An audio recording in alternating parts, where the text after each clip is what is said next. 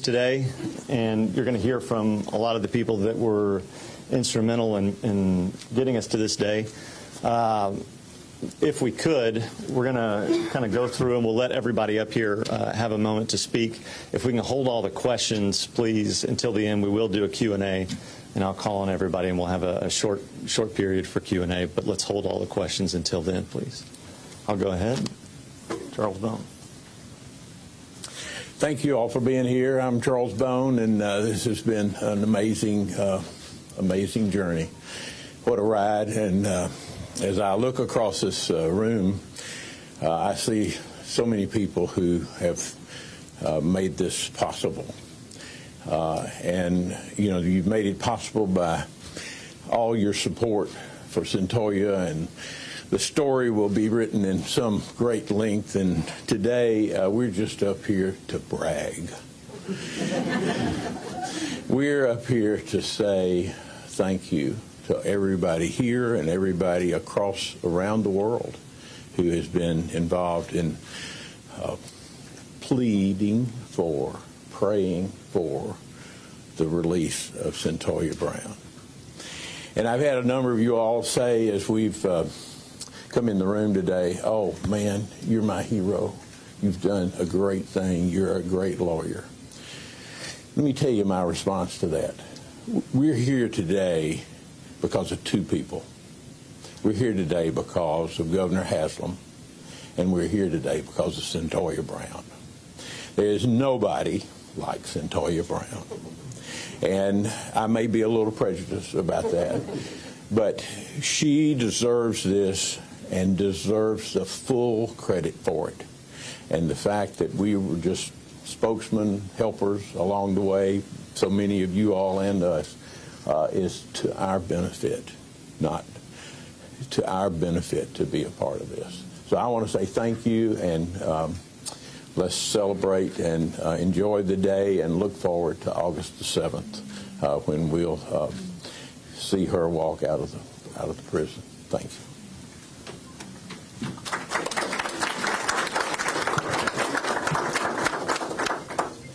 I'm Houston Gordon. I'm one of the lawyers involved in representing Cyntoia. Cyntoia's transformation is nothing short of a miracle. To watch her go from where she was to where she is the most amazing thing that I've seen in my almost 5 decades of practice. Her story, though, is a story that should be a catalyst for a lot of others. Thousands of other juveniles. We need to see this as a national awakening to change the draconian laws that allow juveniles, children, to be placed in adult prisons when they're just children. They're not little adults. We should see this as a clarion call for all of us to become more and more involved in children, even before they run into the juvenile justice system. I look forward to seeing Cyntoia keep people out of where she has been. Thank you. It's been a singular privilege of my life to have been involved with Cyntoia Brown. To see her this morning and to see the absolute joy flowing from her, and then to see her give the glory to her Maker was worth it all to me.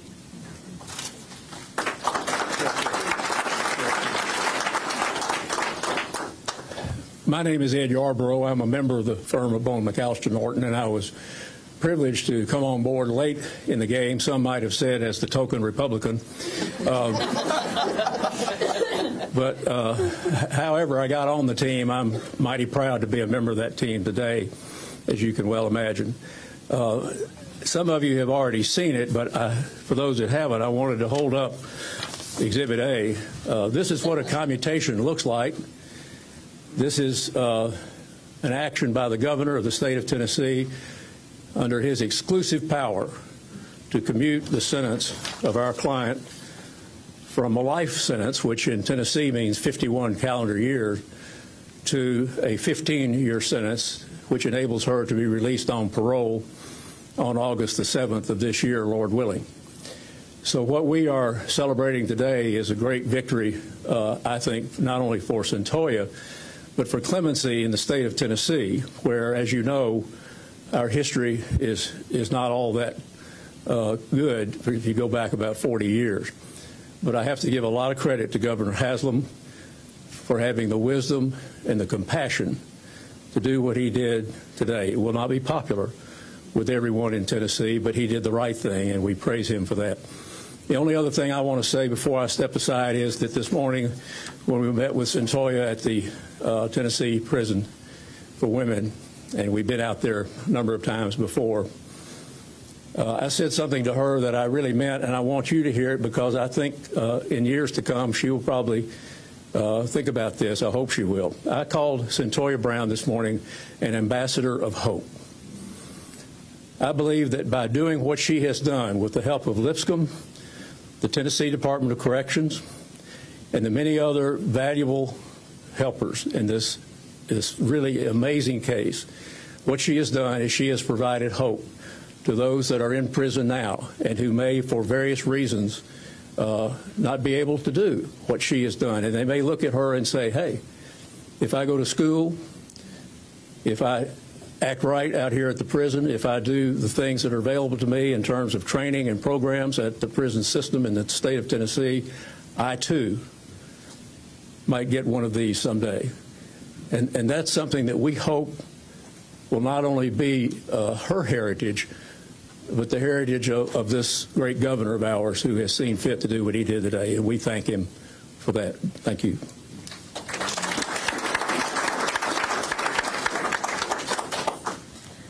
I am honored and privileged today to speak the words of Cyntoia Brown directly, and these were written by her this morning. Thank you, Governor Haslam, for your act of mercy in giving me a second chance. I will do everything I can to justify your faith in me. I want to thank those at the Tennessee Department of Corrections who saw something in me worth salvaging, especially Ms. Connie Seabrooks. Ms. Seabrooks, could you stand up for just a moment?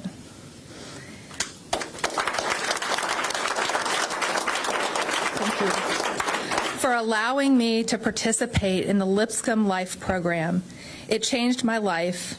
I am also grateful to those at the Tennessee Department of Corrections who will work with me over the next several months to help me in the transition from prison to the free world.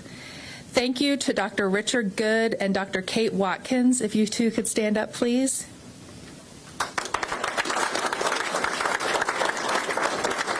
And if everyone from Lipscomb, if there's anyone else who's been involved in any way in the Lipscomb University Life program, if you all could please stand up. All right, raise your hand if you're already standing. I see some graduates of the Life program back there. And all of you at Lipscomb University for opening up a whole new world for me. I have one course left to finish my bachelor's degree, which I will complete in May 2019. I am thankful for all the support, prayers, and encouragement I have received. We truly serve a God of second chances and new beginnings. The Lord has held my hand this whole time, and I would have never made it without him. Let today be a testament to his saving grace. Thank you to my family and members of Cyntoia's family. If you could please stand up.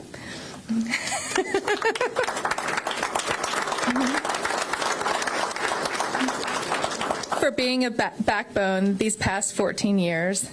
I'm thankful to my lawyers and their staff. Lawyers and staff? Raise your hand if you're a member of the staff. Anyone here? And all the others who, for the last decade, have freely given of their time and expertise to help me get to this day. I love all of you and will be forever grateful. With God's help, I'm committed to live the rest of my life helping others, especially young people. My hope is to help other young girls avoid ending up where I have been. Thank you.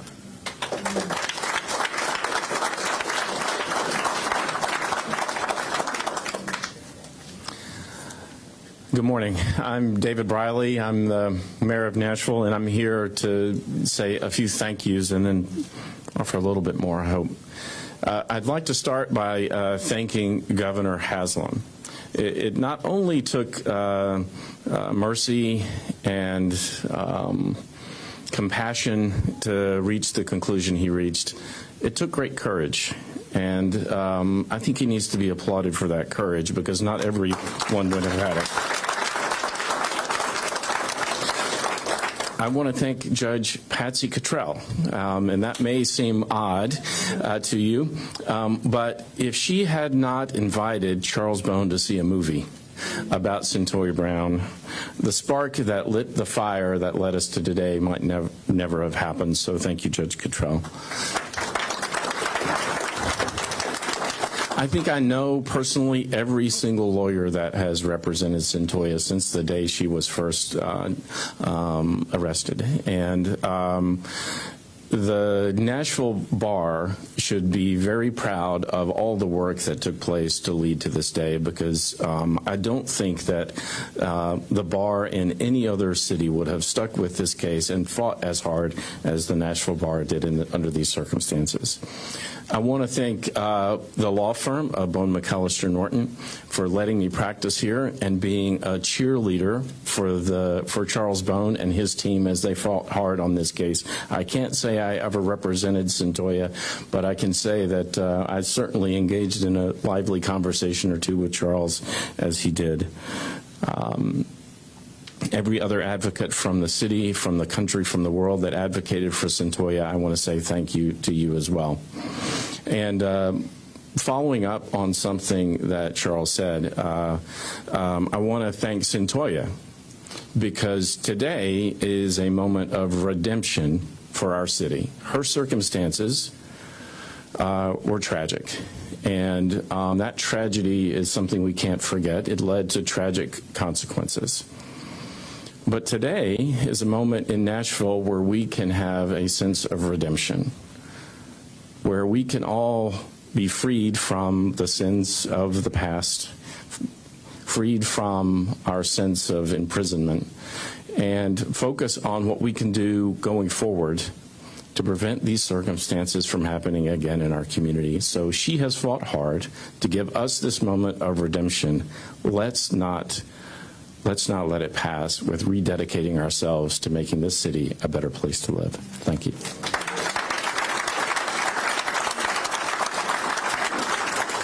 Hello, everyone. My name is Ramesh Akberry, and I'm the state senator for Senate District 29. Officially, I'll be sworn in tomorrow, so I guess I'm still senator-elect.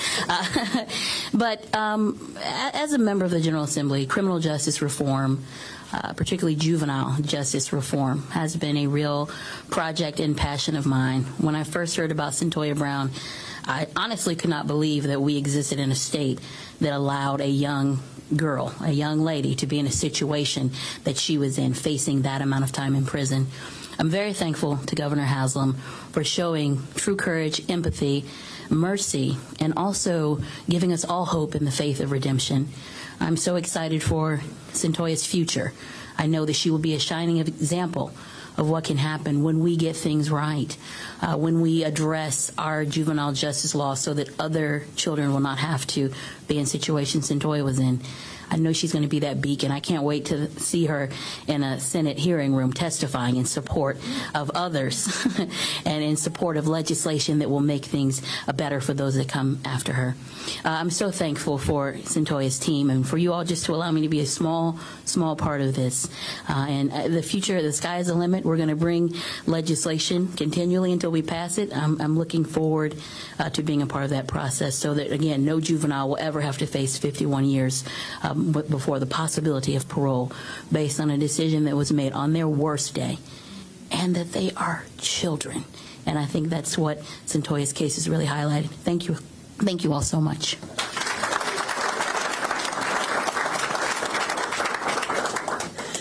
This is a great day indeed. I am Sheila Calloway, and I am the juvenile court judge here in Nashville, Tennessee, Davidson County. And this is a great day. When I think about Cyntoia, and I had the opportunity to meet Cyntoia early on in her life as a former public defender when she was first arrested, and then got to see her as she grew, as she matured, as she became a better person. I had the opportunity to work with Cyntoia even behind the bars. She was a co-teacher with me in my class at American Baptist College. She served on our committee to help with our building improvement fund. She worked with us on a regular basis because she matured, she grew, and she became the wonderful woman that she is. I cannot thank Governor Haslam enough for this bold move that he has made, this courageous statement that he has done. And I not only want to thank him for this, but I also want to thank him for making Tennessee recognize what it means to have adverse childhood experiences and what it means to have trauma based on the ACEs that our children suffer. I cannot tell you how often I see I see children every day who have suffered such great trauma, who have suffered through their adverse childhood experiences. But by the grace of God, some of them have gone a different way. But there are some that are the same place that Cyntoia was. But I know children change, children grow, children do rehabilitate. And we as a community have to take this statement, not just for Cyntoia, but for all of our children who are in similar circumstances. And I thank Governor Haslam for leading us in that way. Thank you.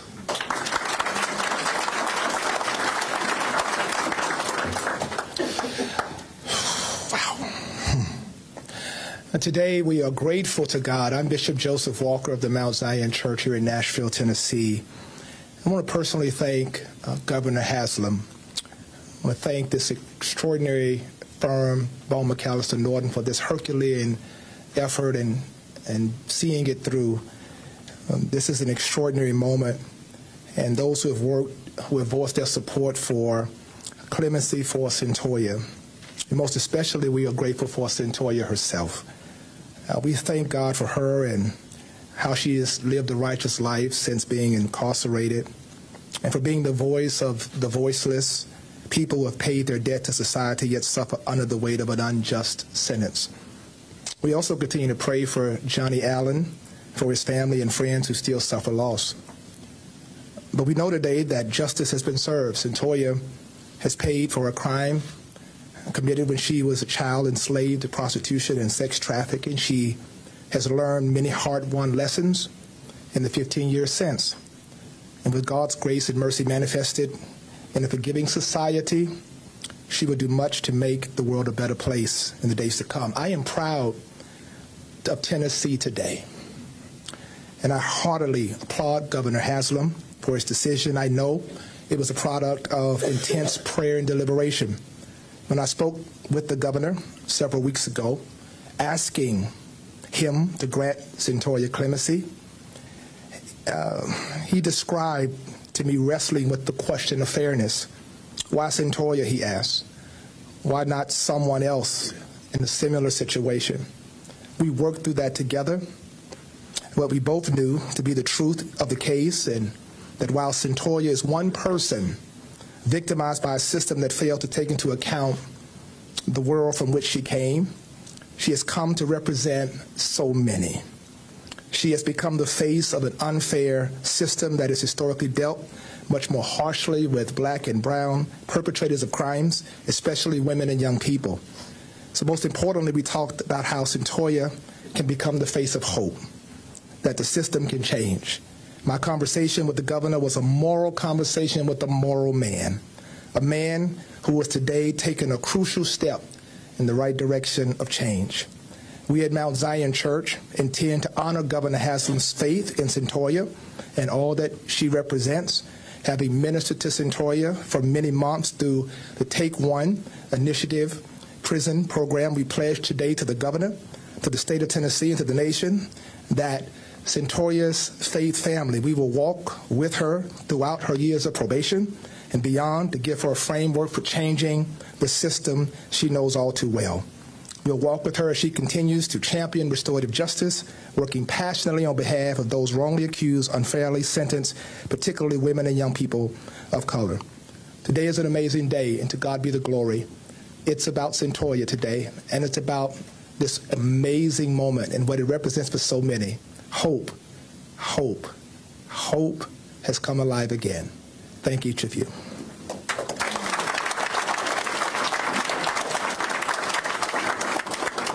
All right, if we have any questions, we'll try and get the right person to answer them. But are there any questions? All right. This is for the folks who met with Cyntoia this morning. Mr. Yarbrough and Mr. Bone. Kathy was there. I was there. Or whoever was there. What's the question? Describe the emotion she had, the look she had, that's your what question. she did when she realized exactly what would happen. And when, there's still a couple of months left, or several, half years, 1 month. So we walked in, and Mr. Bone immediately told her, "You're getting out in August." And he just put it out on the table. First thing, he led with that. So, but when we walked, the rest of us walked in. Yeah. So she just lit up like with the joy I've never seen before. And I've known Cyntoia since the day after she was arrested, and I've never seen the peace and joy on her face that I saw today. There was overwhelming gratitude toward her attorneys, and mostly a lot of talk about her faith and how people who have believed in her and supported her and encouraged her in her faith were instrumental in getting her to this day. She, at one point, one of the members of the team said, "Are you a little disappointed that it's 7 months from now and you're not walking out today?" And she said, "Are you crazy?" She said, "I was supposed to get out when I was 67 years old." And she is excited for the transition period. She is incredibly thankful to Lipscomb University. She's going to be taking her last class for her bachelor's. She'll actually have her bachelor's degree when she exits prison. And will be able to continue on with her life from there. But she was just, she had an overwhelming gratitude towards all of the people across the world who have supported her, and she can't wait. And also, especially to all of the people at the Tennessee Department of Corrections, and most especially to Governor Haslam. That's it. Stacy? Is there a plan right now for her employment when she leaves? Does she have job offers already? I am sure you want to hire her. She said that she wants to Go see her office down the hall. Yeah. And she has a host family, and obviously there'll be a transitional period to acclimate her back into society. But what is the plan? Well, I'm sure that the job offers will be plenty.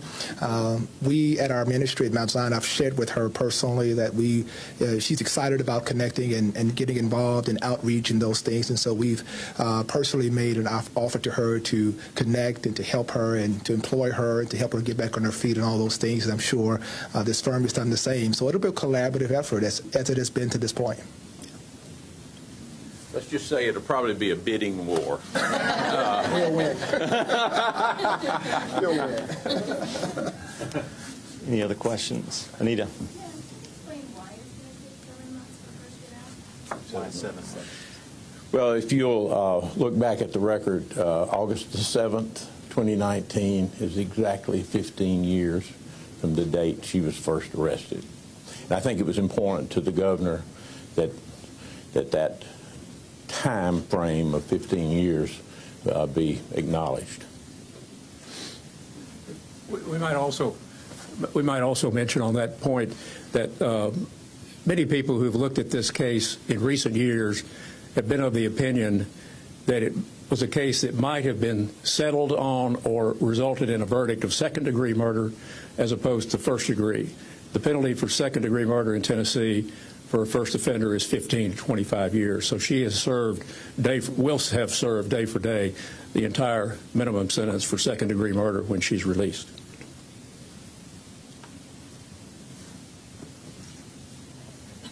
Any other questions? All right. Well, thank you, everybody. Well, we've got a conclusion, though. Come up here, Judge Callaway. Judge Callaway is going to lead us in a song. So, you ready? You ready? Yeah, we're ready. I believe the children are our future. Teach them well and let them lead the way. Show them all the beauty they possess inside. Give them a sense of pride to make it easier. Let the children's laughter remind us how we used to be. All right, I'm done. Amen.